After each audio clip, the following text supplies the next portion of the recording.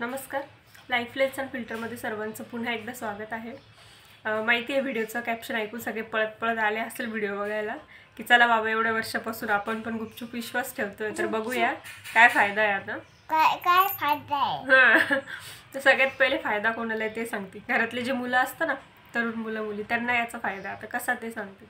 काय होतं की जेव्हा आपल्या घरात मुलं आहे आणि त्यांच्या वागण्यात आपल्याला बदल दिसायला लागतो. समजा एक एक्झाम्पल घेतलं, एखादा मुलगा आहे तो खूप चिडचिड करतोय, घरात चांगला वागत नाही, किंवा एखादा मुलगा आहे त्याला नशेचं हे लागलेलं आहे किंवा सवय लागली आणि त्याच्यामुळे तो चांगला वागत नाही आहे, तर पालकांना पहिले विचार मनात हाच येतो की अरे बापरे, कोणीतरी बाहेरचं केलं आहे किंवा काय. म्हणजे कुठं ना कुठं त्या अंधश्रद्धेवर ते विश्वास ठेवतो आणि घरात पण त्या पद्धतीचं मग बोलणं सुरू होतं. मग अनेक गोष्टी सुरू होतात, बाहेर जाणं, काहीतरी बघणं. पण याच्यात होतं काय माहिती का, एक सिंपल गोष्ट आहे की तुमचं जे आयुष्य आहे ना, तुमच्या डिसिजनचं आणि तुमच्या चॉईसचं, म्हणजे तुम्ही घेतलेल्या निर्णयाचं आणि तुम्ही काय चूज करताय तुमच्या लाईफसाठी, त्याचं प्रॉडक्ट आहे. ही तुमची लाईफ त्याचं प्रॉडक्ट आहे फक्त. मग तुम्ही जे काही निर्णय घेणार आहे, जे काही वागणार आहे, मग त्याचा जो परिणाम होणार आहे, चांगला किंवा वाईट, तो तुम्हाला भोगावाच लागणार आहे. असं जगात कुठंच नाही आहे की तुमचा काही म्हणजे तुमचा केस घेऊन, तुमचा फोटो घेऊन काही कुठल्याही प्रकारे कोणीच काही करू शकत नाही.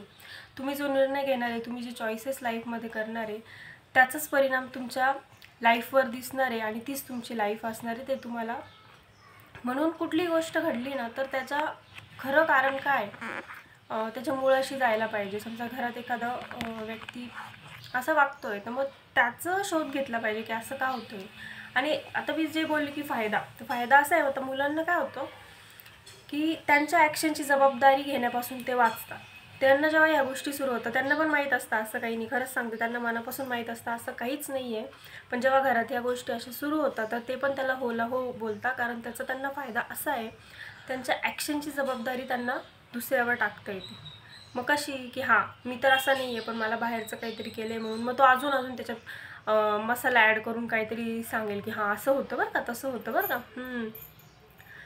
तर तुम्ही ॲटलिस्ट पालक म्हणून तुम्ही त्यांना हा मार्ग देऊ नका, त्यांच्या ॲक्शनची जबाबदारी दुसऱ्यांवर ढकलण्याचा मार्ग देऊ नका.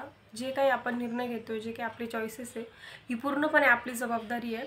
ती आपल्याला लाईफमध्ये भोगावेच लागणार आहे किंवा उपभोगावे लागणार आहे, जे काही आपलं असेल ते. याच्यात दुसरी एक गोष्ट अशी पण आहे, आता ही एवढीशी मुलगी आहे, ही मला परवा येऊन, आता अमावस्या कधी होती माहिती नाही, येऊन मला सांगते दीदी अमावस्या आहे बरं का, घराच्या बाहेर निघू नको. अरे मी म्हटलं ही का असं बोलते. मग मला लक्षात आलं की यूट्यूबला ती बघत असते कोणीतरी तनूचे व्हिडिओ म्हणून आहे, भरपूर व्ह्यूज असतात ते व्हिडिओ. ही मुलगी सारखी बघत असते त्याच्यामध्ये तसे ते व्हिडिओ बनवतात की भूत, अमावस्या वगैरे. आणि त्या व्हिडिओमध्ये स्वतः लहान लहान 2 मुलं आहेत, 2 की 3 मुलं आहेत.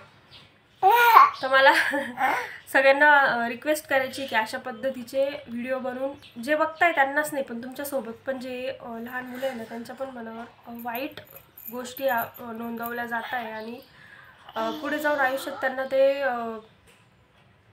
काय म्हणू, उपयोग तर नाहीच आहे त्याचा काही, पण रॉंग इन्फॉर्मेशन त्यांना फीड होती आहे. तर प्लीज असं काही व्हिडिओ ह्या गोष्टीवर नका बनवत जाऊ, अशी रिक्वेस्ट आहे. आणि दुसरी गोष्ट म्हणजे ज्यासाठी हा व्हिडिओ होता, सगळ्या पालकांना विनंती आहे की मुलांना हा मार्ग मोकळा करून देऊ नका, त्यांच्या ॲक्शनची जबाबदारी दुसऱ्यांवर ढकलायला देऊ नका. थँक्यू.